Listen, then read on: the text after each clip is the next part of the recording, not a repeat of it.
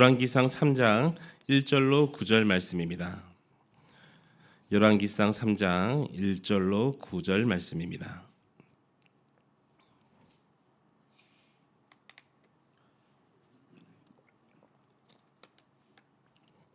열왕기상 3장 1절로 9절 말씀 다 찾으신 줄로 알고 한 목소리로 함께 읽도록 하겠습니다. 솔로몬이 애굽의 왕 바로와 더불어 혼인 관계를 맺어 그의 딸을 맞이하고 다윗성에 데려다가 두고 자기의 왕궁과 여호와의 성전과 예루살렘 주위의 성의 공사가 끝나기를 기다리니라. 그때까지 여호와의 이름을 위하여 성전을 아직 건축하지 아니하였으므로 백성들이 산당에서 제사하며 솔로몬이 여호와를 사랑하고 그의 아버지 다윗의 법도를 행하였으나 산당에서 제사하며 분향하더라. 이에 왕이 제사하러 기브온으로 가니 거기는 산당이 큼이라. 솔로몬이 그 제단에 1,000번제를 드렸더니 기브온에서 밤에 여호와께서 솔로몬의 꿈에 나타나시니라. 하나님 이르시되 내가 내게 무엇을 줄고 너는 구하라. 솔로몬이 이르되 주의 종 내 아버지 다윗이 성실과 공의와 정직한 마음으로 주와 함께 주 앞에서 행함으로 주께서 그에게 큰 은혜를 베푸셨고 주께서 또 그를 위하여 이 큰 은혜를 항상 주사 오늘같이 그의 자리에 앉을 아들에게 그에게 주셨나이다. 나의 하나님 여호와 주께서 종으로 종의 아버지 다윗을 대신하여 왕이 되게 하셨사오나 종은 작은 아이라 출입할 줄을 알지 못하고 주께서 택하신 백성 가운데 있나이다. 그들은 큰 백성이라 수요가 많아서 셀 수도 없고 기록할 수도 없사오니 누가 주의 이 많은 백성을 재판할 수 있사오리까. 듣는 마음을 종에게 주사 주의 백성을 재판하여 선악을 분별하게 하옵소서. 아멘. 오늘은 작은 아이처럼 겸손하게 사명을 감당하라라는 제목으로 함께 말씀을 전하도록 하겠습니다. 한남동에 있을 때는 우리 녹음 파일로 새벽 기도를 했던 기억도 있고요. 그렇게 했었죠.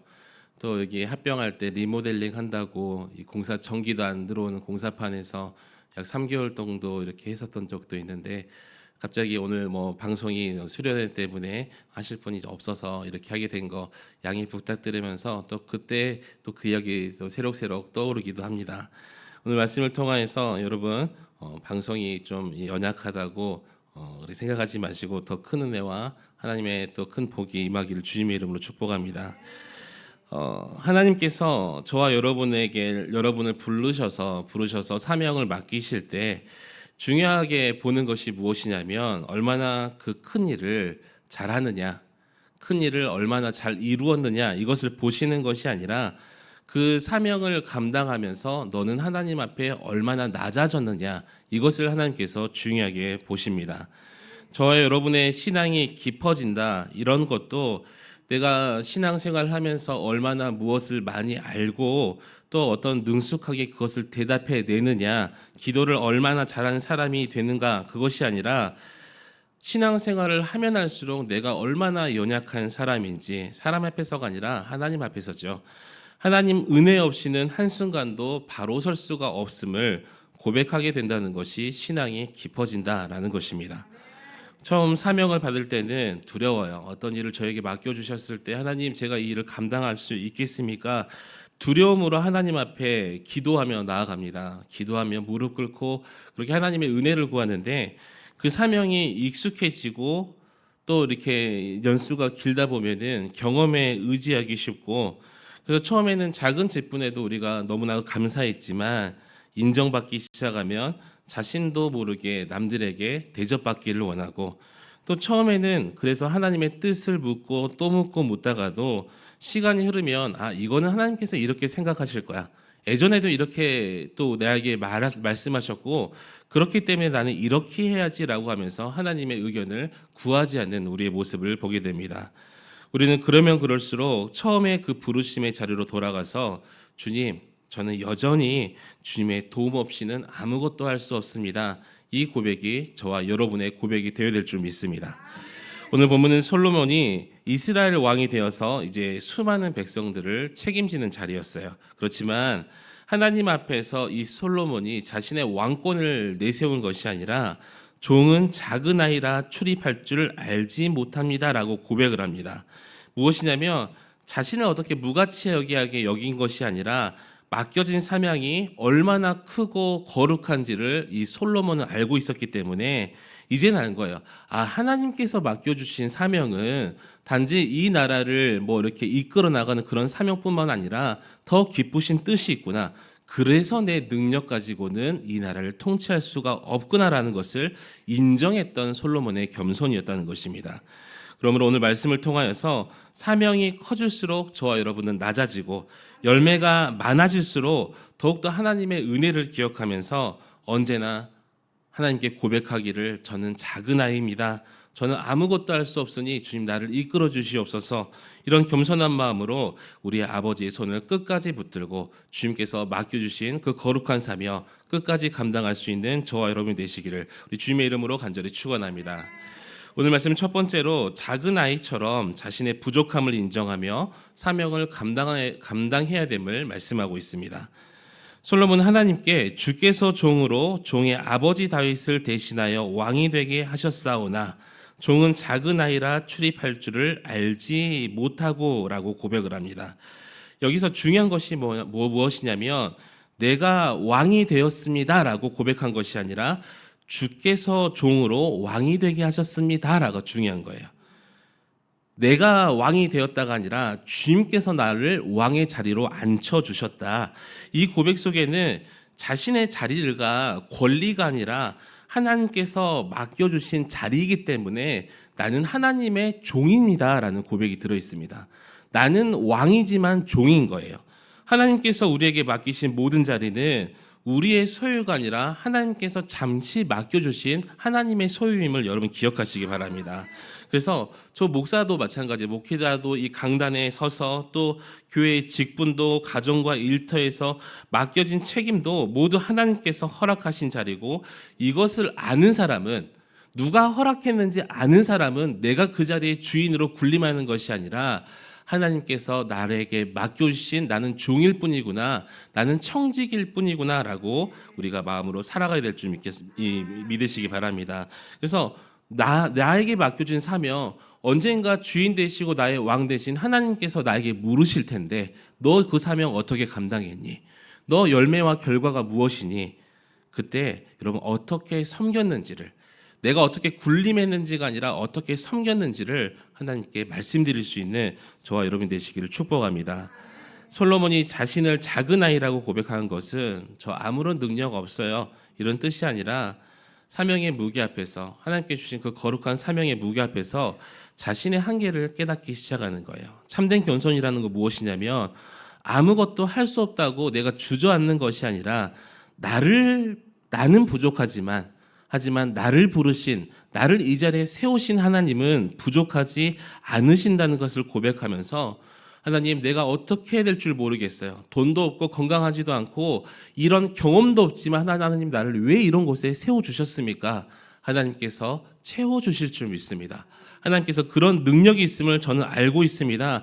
그래서 나는 길을 모르지만 하나님, 나의 앞길을 인도해 주시고 그 마음으로 하나님께서 나의 길을 아시고 인도해 주신다는 그 믿음으로 우리의 연약함을 맡기는 것이 여러분 겸손임을 여러분 믿으시기 바랍니다. 하나님께서 때때로 우리의 부족함을 없애주시기보다 그것을 통해서 우리를 무릎 꿇게 하시죠. 내가 할 수 없다는 사실을 깨닫는 그 자리에서 하나님께는 무엇을 경험하게 하시냐면 하나님의 능력을 경험하게 만들어 주신다는 거예요. 내가 안다고 생각했던 그 마음이 깨어졌을 때, 깨어지는 그 자리에서 하나님의 지혜를 하나님께서 부어주시고 받아들이시게 만들어주시고, 그렇기 때문에 우리는 항상 우리를 낮추고 비워서 하나님 없으면 내가 살 수조차도 없구나, 이런 귀한 믿음과 은혜가 우리에게 있어야 될 줄 믿습니다. 여러분 잘 생각해 보십시오. 모세가 자신의 힘을 믿었을 때는요, 살인하고 광야로 도망쳐야 됐습니다. 그런데 모세가 하나님 앞에서 내가 누구이기에 라고 고백했을 때 하나님께서 그 모세를 붙들어서 사용해 주신 줄 믿습니다. 신약성경에 넘어와서 베드로가 그렇게 고백하죠. 하나님, 제가 배신하지 않고 충성하겠습니다. 베드로 바로 배신했습니다. 하지만 베드로가 다시 통곡하고 자신의 연약함을 깨달았을 때 주님의 양을 맡는 그 목자로 하나님께서 세워주셨다는 것이죠. 하나님께서는 자신의 강함을 믿는 사람보다 약함을 깨닫고 고백하는 사람, 이 자리에 앉으신 또 이 방송을 듣는 모든 사람들은 다 연약한 존재일 뿐이라는 거예요. 그래서 자신의 연약함을 알고 주님의 손을 붙드는 사람을 통해서 하나님께서 크고 놀라운 일을 이끌어 가시고 만들어 주심을 여러분 믿으시기 바랍니다. 그러므로 사랑하는 성도 여러분들, 사명을 감당하면서 우리가 제일 두려워할 것이 무엇이겠습니까? 못하겠어요가 아니라는 거예요. 저는 힘들어요. 이것이 아니라 가장 두려워야 될 것은 나의 능력의 부족함이 아니라 하나님께 묻지 않아도 될 만큼 내가 무언가에 익숙해졌다는 것. 이 사명 나는 감당하지 못해요가 나는 익숙해져 버린 거예요. 하나님이 얼마나 크신 분인지 나는 망각하고 살았다는 거예요. 그게 익숙해져 버리니까 나에게 맡기신 분이 전능자구나를 깨닫지 못하는 그 순간 우리는 사명 감당하기 힘들어지잖아요. 여러분, 사명에 익숙해질지라도 여러분 하나님께서 베푸신 은혜에 익숙해지지 말고 항상 주님 저는 작은 아이와 같아서 주께서 가르쳐 주셔야 알고 붙들어 주셔야 내가 일어설 수 있습니다라는 고백이 여러분 입술에서 나올 수 있기를 축복합니다. 사명이 커질수록 더욱더 낮아지고 자신의 부족함을 알고 있다면 하나님께 구해서 하나님의 능력으로 채우시고 끝까지 겸손하게 우리 성경의 우리 믿음의 선진처럼 쓰임받고 하나님께 칭찬받는 저와 여러분 되시기를 우리 주님의 이름으로 간절히 축원합니다. 오늘 말씀은 두 번째로 작은 아이처럼 듣는 마음으로 주님의 백성을 섬겨야 됨을 말씀하고 있습니다. 하나님께서 솔로몬에게 내가 내게 무엇을 줄꼬라고 말씀하시죠. 구하라라고 말씀하셨을 때 이 솔로몬은 왕으로서 여러 가지를 구할 수 있었습니다. 내가 세계 제일 1등의 왕이 되겠습니다. 제 아래 모든 왕들을 굴복시켜 주세요 할 수도 있었지만 또 이렇게 누리고 있는 이것들을 계속 누릴 수 있도록 불멸의 삶을 허락해 주세요. 내지는 장수할 수 있도록 많은 것을 구할 수가 있었습니다. 여러분들에게도 오늘 이 시간 하나님께서 나에게 구하라 무엇을 줄 거라고 하면 여러분은 무엇을 구하시겠습니까? 듣는 마음을 조용하게 주사 주의 백성을 재판하여 선악을 분별하게 하옵소서. 솔로몬의 기도였죠. 하나님께서 자신을 크게 만들어 달라라는 이런 기도가 아니라 정말 하나님의 뜻을 분별하고 알 수 있게 해달라라는 이 기도를 하나님께 드렸을 때 하나님께서 그 기도를 기쁘게 받으셨다는 거예요. 응답하시는데 기쁘게 응답하셨다는 것에 여러분 초점을 좀 두셨으면 좋겠어요. 내가 간구하는 것 하나님께서 이루어 주시는데 하나님께서 나의 기도를 들어주실 때 저는 기쁘게 받아주셨으면 좋겠다는 거예요. 특별히 솔로몬이 이스라엘을 뭐라고 부르냐면 내 백성이라고 할 수도 있었지만 내 백성이라고 하지 않고 주의 백성이라고 부릅니다. 자신이 왕이지만 백성의 주인은 내가 아니라 하나님이시라는 것을 고백하면서 솔로몬이 그들을 맡아 섬기는 종일 뿐이다라고 우리에게 또한 알려주고 있는 거예요. 그래서 우리가 주님의 백성들을 바라보고 또 영혼 구원에 될 그들을 바라볼 때 우리가 그 위에서 군림하고 신앙을 어떻게 전수하고 가르쳐주는 역할도 중요하지만 주인의 입장에 쓰는 것이 아니라 종의 입장에서 그들을 바라봐야 될 줄 믿습니다. 사람을 자기 뜻대로 움직일 권세보다 하나님의 뜻을 알아차리고 분별하고 그들을 섬길 수 있는 마음을 왕이 구했다는 거예요. 우리도 사람을 섬기면서 한 영혼의 주인이 하나님이심을 잊어버린 순간 내 판단과 내 기준으로 그 사람을 판단하게 돼요. 냄새나. 저 사람 가난해. 병들었어. 힘 없잖아. 저 사람 혼자 다니잖아. 라고 하면서 판단합니다. 그리고 그 사람이 무엇을 하든 간에 실망을 해요. 그 사람이 주님의 사람임을 기억하기보다는 우리가 어떻게 그분을 판단하겠어요? 어떻게 그 사람을 정죄하겠습니까? 오히려 그 사람을 위해서 기도하겠죠. 지금의 모습을 넘어서 그 영혼을 붙들고 하나님 그 영혼이 회복되기를 바랍니다. 그 영혼이 정말 하나님 앞에 돌아왔으면 좋겠습니다. 내가 그 사람을 잘 섬기겠습니다. 이것이 솔로몬의 마음일 때 하나님께서 그 기도를 기쁘게 받으신 줄 여러분 믿으시기 바랍니다. 그리고 사람을 섬기다 보면 내가 변화시킨 사람이 있는 것 같죠. 근데 돌이켜보면 내가 변화시킨 사람은 없었어요. 왜냐하면 나 스스로조차 내가 예수 그리스도를 믿은 게 아니었기 때문이죠. 내가 예수 그리스도를 믿은 것이 아니라 성령께서 우리의 마음을 만져주셔서 우리가 예수 그리스도를 우리 하나님으로 은혜로 인해 믿은 줄 믿습니다. 우리가 그 사실을 깨닫게 되면 내가 포기하고 싶었던 사람을 하나님께서 포기하지 않으셨고, 내가 가능성이 없다고 생각했던 그 사람을 하나님께서 일으키신 그것을 바라보면서 영혼을 일으키시는 분, 또 변화시키는 분은 성령님이시구나. 우리에게 맡겨진 사명이라는 것은 단지 그 사람을 고치는 것이 아니라 그 사람을 사랑하고 품고 기도하는 것이구나. 말씀을 통해서 깨달기를 축복합니다.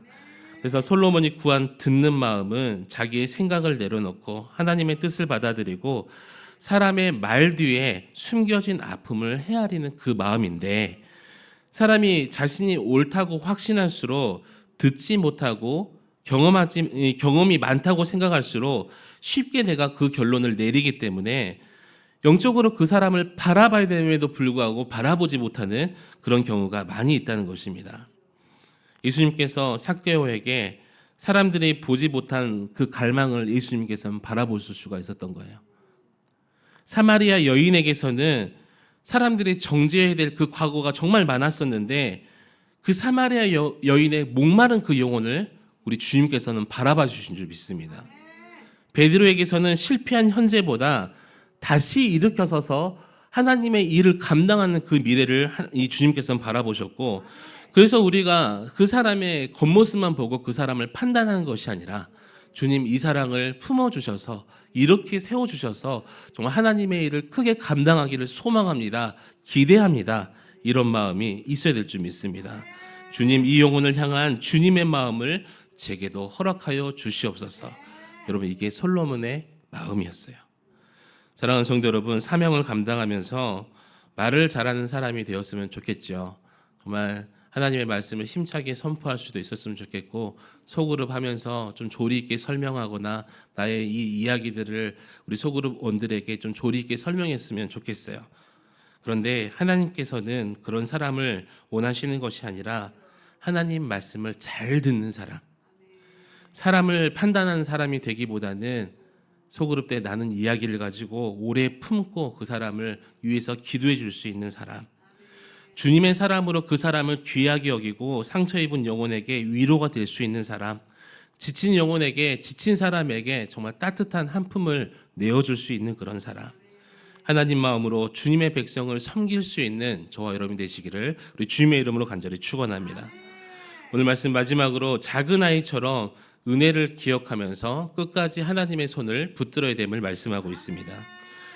솔로몬이 자신의 필요를 말씀드리기 전에 아버지 다윗에게 베푸신 하나님의 은혜를 기억하면서 주께서 주의 종 내 아버지 다윗에게 큰 은혜를 베푸셨고라고 고백을 합니다. 사명자가 끝까지 겸손을 지킬 수 있는 그 비결이 무엇이냐면 자신이 무엇을 이루었다를 기억하는 것이 아니라 하나님께서 나에게 베푸신 은혜를 기억하는 것이 바로 사명자의 이 마음을 끝까지 유지하는 비결이라는 거예요. 사람의 마음이 높아지는 것은 가진 것이 많아서 우리가 높아지는 것이 아니라, 사람이 높아지는 것이 아니라 주신 은혜를 잊어버렸을 때 사람은 높아지게 되어 있습니다. 내가 죄에서 어느 순간에 건짐을 받았고 사망에서 어느 순간에 생명의 장애로 옮겨졌는지 그 순간을 기억한다면 우리는 높아질 수가 없겠죠. 누가 여기까지 붙들어 주시고 여기까지 인도해 주셨으며 앞으로 나를 인도하실 그 은혜를 알고 있다면 우리는 높아질 수가 없습니다. 그 하나님께서 나를 버리시지 않으시고 오히려 사명의 자리까지 앉혀주신 그 사실 자체에 오히려 우리는 감격하며 살아야 됩니다. 지나온 길을 하나님의 그 빛 앞에서 돌아보면 자랑할 것보다요, 여러분 감사할 것이 얼마나 많은지 몰라요. 우리가 지혜로워서 그 위기를 피했던 것이 아니라 하나님께서 불쌍히 여기시고 사랑하셔서 막아주신 그 길이었고 문제였고, 우리가 강에서 넘어진 것이 아니라 넘어질 때마다 그 손이 우리를 붙들어 주셨잖아요. 당시에는 이해하지 못했던 그 사건조차 세월이 지나고 보니까 정말 하나님께서 나를 붙들지 않으셨다면 나는 어떻게 살았을까? 우리가 하나님의 은혜를 깨닫게 됩니다. 그래서 믿음이 깊어진다는 것은 네 인생의 내 모든 것을 설명할 수 있게 되는 것이 아니라 설명되지 않는 그 순간에도 이것이 하나님의 은혜였어. 하나님을 신뢰하며 원하는 것을 이루어질 때만 그것을 그때만 감사하는 것이 아니라 이루어지지 않는 것 속에서도 정말 나를 더 잘하시는 우리 하나님의 선하심을 믿으면서 이것도 하나님의 뜻이구나. 하나님께서 이 일을 통하여서 나를 연단하면서 더 좋은 길로 나를 인도하시는구나. 그 하나님을 신뢰하면서 어려운 가운데서 주님의 손을 붙잡는 것이 믿음이라는 것이죠. 바울이 뭐라고 고백합니까? 나의 나 된 것은 하나님의 은혜로 된 것이지 라고 고백했던 것처럼 우리의 마지막까지 남아야 될 고백이 무엇이냐면 주님 손 꼭 잡으시고 여러분 그렇게 고백하세요. 나의 나 된 것은 하나님의 은혜입니다. 정말 지금의 나도 하나님의 은혜이고 앞으로의 나도 하나님의 은혜일 줄 믿습니다. 지금 나 힘들지만 하나님의 은혜로 살아가고 있습니다. 이 고백이 우리의 고백이 되어야 될 줄 믿습니다. 그래서 우리가 앞으로 꿈꾸고 가져가야 될 것은 사람들의 박수, 어떤 명예가 아니라 주님께서 부족한 저를 불러주시고 넘어질 때마다 나를 일으키시며 끝까지 버리지 않고 나를 붙드시는 그 하나님의 은혜, 이것을 우리가 끝까지 주님 오시는 그날까지 쥐고 가야 될 줄 믿습니다. 어린아이는 길을 알기 때문에 아버지의 손을 붙드는 것이 아니에요. 길을 모르고 사실은 아버지를 믿기 때문에 그 아버지의 손을 어린아이들은 붙듭니다. 우리도 내일을 다 알기 때문에 하나님을 믿는 것이 아니라 내일을 아시고 내일을 우리에게 허락하신 그 하나님을 믿고 신뢰하기 때문에 우리가 하나님의 손을 붙드는 것입니다. 우리 손에 힘이 없을지라도 나는 하나님을 붙들 수 없을지라도 하나님께서 우리를 그 선한 손으로 붙들어 주심을 믿고 여러분 그 손 놓지 마시고 끝까지 하나님께 붙들려가는 저와 여러분 되시기를 우리 주님의 이름으로 간절히 축원합니다. 우리 함께 기도하시기 원합니다. 우리 함께 기도하시